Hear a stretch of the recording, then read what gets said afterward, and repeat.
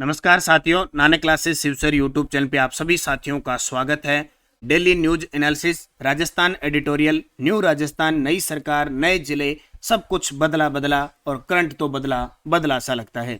तो आज करंट की दुनिया में हम पढ़ेंगे जस्टिस गंगाराम मूलचंदानी राज्य मानवाधिकार आयोग के नए अध्यक्ष बन चुके हैं। कौन सदस्य बने हैं, अब तक कौन अध्यक्ष रहे हैं जब से इसकी स्थापना हुई है, और कौन कार्यवाहक अध्यक्ष रहे हैं, पूरी चर्चा इस वीडियो में करेंगे। और साथ में करेंगे राजस्थान राज्य मानवाधिकार आयोग एक नज़र में कौन कौन सी धाराएं हैं, कौन सा गठन का प्रावधान है, कौन हटाता है, कौन नियुक्ति देता है, पूरी चर्चा इस वीडियो में करेंगे। तो ज्वाइन कर लो, सब्सक्राइब कर लो नानक क्लासेस शिवसर को, ताकि ताज़ा अपडेट के साथ मैं आपके साथ हमेशा बना रहूं। तो आज हम पढ़ेंगे गंगाराम मूलचंदानी जी की कौन है और किस प्रकार इनको नियुक्ति दी गई है, किसने दी है। तो चर्चा एक विशेष नज़र। सभी साथियों को प्यार भरा नमस्कार। वीडियो को लाइक शेयर कर दें ताकि हम इसकी शुरुआत कर पाए। पहला प्रश्न आपके सामने, राजस्थान राज्य मानवाधिकार आयोग के अध्यक्ष नियुक्त किए गए हैं। राजस्थान राज्य मानवाधिकार आयोग के अध्यक्ष नियुक्त किए गए हैं। वेरी वेरी इंपॉर्टेंट पर्सन, और 100% बार बार एग्जामिनर इस पर्सन को देगा। इसकी पूरी डिटेल पूछेगा आपसे। बोले हमारे राजस्थान के अंदर मानवाधिकार, मानव के क्या क्या, इंसान के क्या अधिकार है, वो ये बताता है। किसकी ये जांच करता है, नहीं करता है, सब। तो राजस्थान राज्य मानवाधिकार आयोग के अध्यक्ष नियुक्त किए गए हैं जस्टिस गंगाराम मूलचंदानी जी। बिल्कुल, गंगाराम मूलचंदानी जी से पहले राज्य मानवाधिकार आयोग के कार्यवाहक अध्यक्ष कौन थे? रामचंद्र सिंह झाला। और रामचंद्र सिंह झाला किसके स्थान पर कार्यवाहक बने थे? जी.के. व्यास, गोपाल कृष्ण व्यास के स्थान पर। ये सब दुनिया जहान के पर्सन आपके काम के हैं। पूरी करें डिटेल। राज्यपाल कलराज मिश्र ने सेवानिवृत्त न्यायाधीश गंगाराम मूलचंदानी को राज्य मानवाधिकार आयोग का अध्यक्ष नियुक्त किया है। अब एक प्रश्न तो आपको याद ही हो गया कि राज्य मानवाधिकार आयोग का जो अध्यक्ष और सदस्य होते हैं उनको नियुक्त राज्यपाल करता है। ये क्लियर हो गया ना कि राज्यपाल करता है। और भारतीय पुलिस सेवा के सेवानिवृत्त अधिकारी अशोक गुप्ता को सदस्य के रूप में नियुक्त किया है। यानी इसमें दो, एक तो होता है अध्यक्ष और दो होते हैं सदस्य। तो वर्तमान में गंगाराम मूलचंदानी तो हो गए अध्यक्ष, दो सदस्य कौन कौन हो गए? एक अशोक गुप्ता और एक हो गए रामचंद्र सिंह झाला। ठीक है। इससे पहले गोपाल कृष्ण व्यास थे, सेवानिवृत्त हुए, तो रामचंद्र सिंह झाला कार्यवाहक बने, ये कार्यरत थे। अब गंगाराम जी बन चुके हैं, अब ये संभालेंगे ये कार्यभार। अब पूरी डिटेल बूस्टर डोज से देखते हैं। और एग्जाम में कोई देख लो, चाहे आरपीएससी, चाहे राज्य कर्मचारी चयन बोर्ड है, प्रश्न पूछता ही पूछता है। देखो राज्य मानवाधिकार आयोग, पूरी डिटेल यहाँ धारा 21, क्योंकि ये क्या है कि संविधान में उसका उल्लेख नहीं है। एक संवैधानिक आयोग है, इसको वैधानिक कह सकते हो, संवैधानिक या वैधानिक है, संविधान में इसका उल्लेख नहीं है, ध्यान रखना।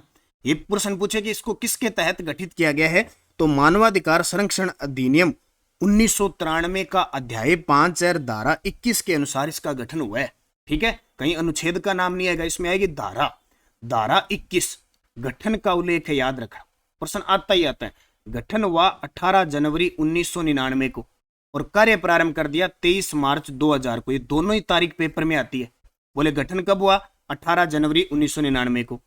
गठन का प्रावधान किस धारा में है? धारा 21 के अंदर गठन है। ठीक है।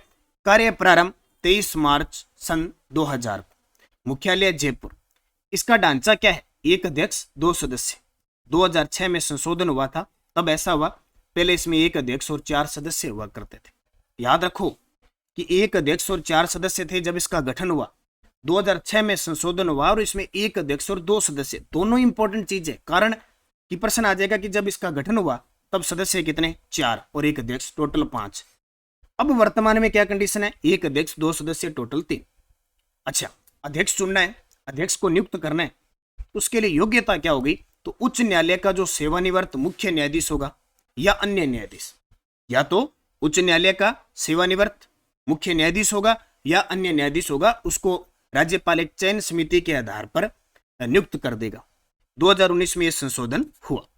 अच्छा, सदस्य को चुनना है तो क्या योग्यता होगी? एक सदस्य, क्योंकि एक सदस्य मानवाधिकार आयोग का विशेषज्ञ होता है, एक सदस्य को चुना जाता है।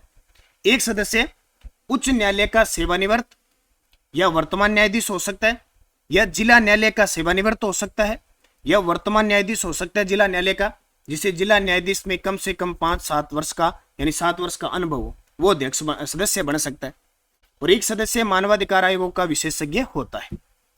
ये तो धारा 21 के अंदर है, गठन संरचना वगैरह सब। धारा 22 क्या कहती है? धारा 22 कहती है कि नियुक्ति का प्रावधान है। इनको नियुक्त कौन करेगा?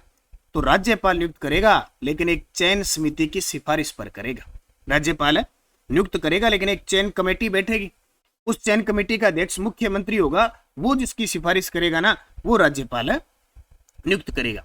तो अभी चयन समिति, अध्यक्ष और सदस्यों को चुनने के लिए राज्यपाल एक समिति का गठन करता है। ध्यान रखना, समिति का गठन राज्यपाल करता है, लेकिन समिति की अध्यक्षता मुख्यमंत्री करता है। मुख्यमंत्री होता है, गृह मंत्री होता है। अब गृह मंत्री, मुख्यमंत्री के पास यह पद। विधानसभा का अध्यक्ष और विधानसभा के विपक्ष के नेता शामिल थे। यानी कहने का मतलब अब वर्तमान देखें तो मुख्यमंत्री बदन लाल, गृह मंत्री बदन लाल, विधानसभा अध्यक्ष वासुदेव देवनानी और विपक्ष के नेता टीकाराम जूली इस चयन समिति में थे। अब अपने राजस्थान में तो एक सदनात्मक है, तो विधानसभा के हो गए। अगर किसी राज्य के अंदर द्विसदनात्मक विधानमंडल है तो उसमें विधान परिषद भी आएगी। विधान परिषद आएगी तो उसका सभापति भी आएगा और विपक्ष का नेता भी आएगा। इसके कारण टोटल 6 सदस्य हो जाते हैं। ठीक है, अगर एक सदनीय है तो 4 होंगे, द्विसदनीय तो 6 सदस्य। ठीक है, और ये चयन समिति जिसकी सिफारिश कर देगी उसको राज्यपाल नियुक्त कर देता है। धारा 23 क्या कहती है? धारा 21 गठन, धारा 22 नियुक्ति और धारा 23 त्यागपत्र राज्यपाल को देते हैं। और याद रखना, त्यागपत्र राज्यपाल को देते हैं, राज्यपाल को हटाने का अधिकार नहीं है। अध्यक्ष और सदस्यों को राष्ट्रपति हटाता है, न कि राज्यपाल। जैसे आरपीएससी के अध्यक्ष सदस्य को सेम वही कंडीशन। अब राष्ट्रपति कैसे हटाएगा? सर्वोच्च न्यायालय की जांच के बाद अगर दोषी पाया जाता है, सर्वोच्च न्यायालय की जांच के बाद अगर दोषी पाया जाता है तो राष्ट्रपति द्वारा हटाया जाता है। जैसे हटाने का कारण कदाचार हो सकता है, असमर्थता हो सकता है, दिवालिया घोषित हो सकता है, चित्त विकृति हो सकती है, लाभ का पद कोई और धारण करने पर हो सकता है, शारीरिक या मानसिक रूप से असमर्थ हो जाए तो कर सकता है। ठीक है, और धारा 24 क्या कहते हैं कि इनका कार्यकाल, धारा 24 कार्यकाल, ये बहुत इंपॉर्टेंट है। इनका 3 वर्ष या 70 वर्ष की आयु होता है। 2019 में संशोधन हुआ, इससे पहले 5 वर्ष या 70 वर्ष था। ये प्रश्न बहुत बार आता है, अट जाते हैं, क्योंकि ज्यादातर हमारे याद रहता है 662, 665 ऐसे याद रहता है। तो राज्य मानवाधिकार आयोग का कार्यकाल 3 वर्ष या 70 वर्ष की आयु है। ये 2019 में संशोधन हुआ था, इससे पहले 5 वर्ष या 70 वर्ष की आयु होता है। और धारा 28 याद रखना, अभी सीएटी के पेपर में प्रश्न आया था कि राज्य मानवाधिकार आयोग अपनी वार्षिक रिपोर्ट किसको सौंपता है, तो यहाँ उत्तर राज्यपाल मत कर देना, राज्य सरकार को अपनी वार्षिक रिपोर्ट सौंपता है। क्लियर है? अब देखो, अब तक राज्य मानवाधिकार आयोग के अध्यक्षों की सूची।